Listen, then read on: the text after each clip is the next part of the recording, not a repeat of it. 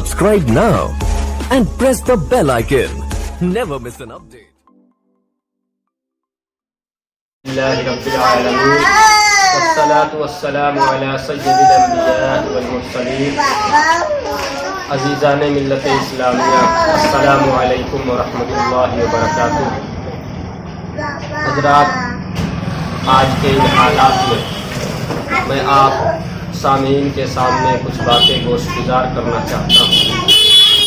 آج پوری دنیا کے حالات کشیدہ ہیں اور پوری دنیا ایک وبائی مرض کی وجہ سے، یعنی کورونا وائرس کی وجہ سے بالکل رک سی گئی ہے. پورے دنیا میں افراتفری مچی ہوئی ہے. پوری دنیا تقریباً بند ہو چکی ہے. یہاں تک کہ مذہبی مقامات کو بھی بند کر دیا گیا ہے. مساجد بھی بند ہیں، مندریں بھی بند ہیں، گرجا گھر بند ہیں، اور جتنے بھی مذہبی مقامات ہیں سبھی بند ہو چکے ہیں. اس لیے اس وبائی مرض کے بارے میں، یعنی طاعون کے بارے میں، یا ایسی مہلک بیماریوں کے بارے میں، ایسے جراثیم کے بارے میں جو ایک شخص سے دوسرے شخص کے اندر داخل ہو کر کے اور اسے بیمار کر دیا کرتی ہیں، ان سب کے بارے میں اسلام کا کیا پیغام ہے، اسلام اس کے بارے میں کیا ہدایات دیتا ہے. حدیث پاک میں آتا ہے، نبی پاک سرور کائنات محمد عربی صلی اللہ علیہ وسلم کا یہ پاک ارشاد ہے کہ جب تم کسی شہر میں یہ سن لو کہ اس شہر میں طاعون کی بیماری پھیل گئی ہے تو تم اس شہر میں داخل نہ ہو. اور جو شخص اس شہر میں رہتا ہے جس شہر میں یہ طاعون کی بیماری پھیلی ہوئی ہے، وہ شخص بھی اپنے شہر کو چھوڑ کر کسی دوسرے شہر میں نہ جائے، کہ جو شخص جہاں ہے وہیں رک جائے. یہی اسلام کا پیغام ہے، یہی اسلام کی ہدایات ہے. اس لیے اس پر ہمیں مکمل طور پر عمل کرنے کی ضرورت ہے. یقیناً ہمیں اللہ پر بھروسہ ہے، اللہ پر یقین ہے، اللہ پر توکل ہے، لیکن نبی پاک صلی اللہ علیہ وسلم کے اس پاک ارشاد کے ذریعے ہمیں یہ پیغام ملتا ہے کہ اگر یہ مہلک امراض کسی شہر میں پھیل جائے تو وہ شخص اسی شہر میں رہ جائے اور دوسرے شہر کے لوگ اس شہر میں داخل نہ ہو. علامہ حافظ ابن حجر عسقلانی رحمۃ اللہ علیہ کا قول ہے کہ ایسی بیماریاں، ایسے امراض یہ ایک سیلاب کی طرح ہے کہ اس سیلاب سے جو شخص اپنے آپ کو بچائے رکھے گا، جو شخص سیلاب کے پانی سے اپنے آپ کو بچائے رکھے گا، وہی شخص سیلاب سے بچ سکتا ہے. یہ بیماریاں آگ کی طرح ہے کہ جو شخص آگ کی لپیٹ سے اپنے آپ کو بچائے رکھے گا، آگ کی لپٹوں سے اپنے آپ کو بچائے رکھے گا، وہی شخص بچ سکتا ہے. اس لیے ہمیں اس کے اوپر مکمل عمل کرنے کی ضرورت ہے، جس کی وجہ سے اس بیماری سے ہم خود بچ سکیں اور دوسروں کو بھی بچا سکیں. کہ ایسی بیماریاں جو ہوتی ہے وہ یہ نہیں دیکھتی ہے کہ کون ولی اللہ ہے، کون اللہ کا بہت بڑا ولی ہے، کسے اللہ پر بہت یقین ہے، کون بہت سے عبادات کرتا ہے، بلکہ جس طریقے سے موسم آتی ہے کہ موسم کا اثر ہر ایک انسان پر پڑتا ہے، اسی طریقے سے ان بیماریوں کا اثر بھی ہر شخص پہ پڑتا ہے، وہ اللہ والا ہو یا اللہ کو نہ ماننے والا ہو.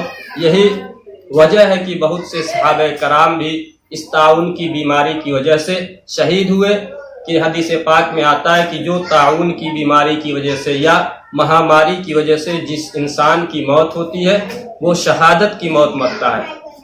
تو بہت سی کتابوں میں یہ روایات آتی ہے کہ حضرت ابو عبیدہ ابن جراح جو ایک بڑے ہی ذلیل القدر صحابی ہے، ان کی بھی شہادت طاعون کی بیماری کی وجہ سے ہوئی. حضرت معاذ ابن جبل رضی اللہ تعالیٰ عنہ یہ بھی ایک بہت بڑے صحابی ہیں، ان کی بھی شہادت طاعون کی مرض کی وجہ سے ہوئی.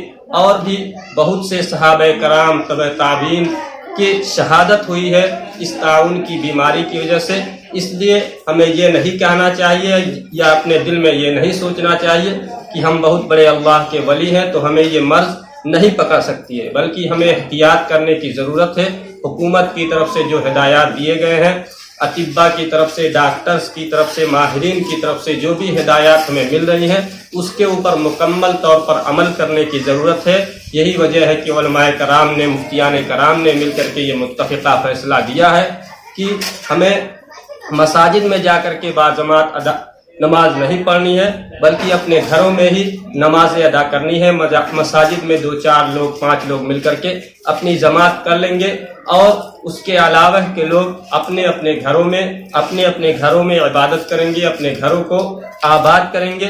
اس کے علاوہ رمضان کا مبارک مہینہ آنے والا ہے, اس کے بارے میں بھی علماء کرام نے, مفتیان کرام نے یہی فیصلہ کیا ہے کہ تراویح کی نماز جو پہلے مسجدوں میں باجماعت پڑھی جاتی تھی, اب مسجد میں 4-5 لوگ مل کر کے پڑھ لیں گے, لیکن اس کے علاوہ کے جو افراد ہیں وہ اپنے اپنے گھروں میں تراویح کی نماز کا اہتمام کریں گے. اس کو جماعت سے پڑھیں گے یا اگر جماعت نہیں ہو سکے گی تو تنہا پڑھیں گے, لیکن تراویح کی نماز کا اپنے اپنے گھروں میں مکمل اہتمام کریں گے. اور چونکہ بیماریاں جو آتی ہیں وہ اللہ کی طرف سے آتی ہیں, اس لیے آج یہ جو بیماری پھیلی ہوئی ہے یہ ہماری کوتاہیوں کا, ہماری بدعمالیوں کا نتیجہ لگتا ہے. اس لیے کسی شاعر نے کہا ہے کہ نافذ ہے زمانے سے یہ قانون الہی, اعمال بگڑتے ہیں تو آتی ہے تباہی. اس لیے ہمیں اس پر نادم اور شرمندہ ہونا ہے اور اللہ کے سامنے توبہ کرنا ہے کہ اللہ تعالی ہماری گناہوں کو معاف فرما کے اور اس بیماری سے ہم کو اور پوری انسانیت کو نجات عطا فرمائے. آمین. وآخر دعوانا ان الحمد للہ رب العالمین.